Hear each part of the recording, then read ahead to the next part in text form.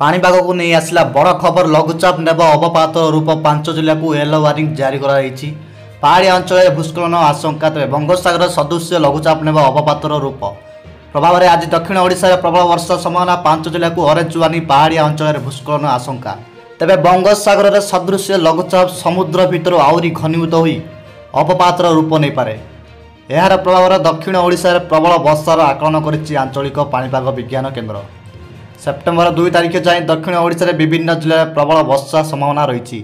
सतर्कतामूलक पदक्षेप नेबाकू संयुक्त जिलापाल को चिठी लिखिं एसआरसी। आज गजपति, कोरापुट, रायगड़ा, मालकानगिरी और नवरंगपुर 70 ରୁ 200 मिलीमीटर वर्षा संभावना रही। पहाड़िया अंचल भूस्खलन आशंका रही। प्रबल ରୁ अति प्रबल वर्षा आशंका थिबारु एही सब जिला गुड़ी को ऑरेंज वार्निंग जारी कराई। सेहीपरि नुआपड़ा, बलांगीर, कलाहांडी, कंधमाल और गंजाम जिले में प्रबल वर्षा संभावना रही। सेप्टेम्बर 1 तारिख में दक्षिण ओडिशार अनेक जिले में प्रबल वर्षा हो पारे।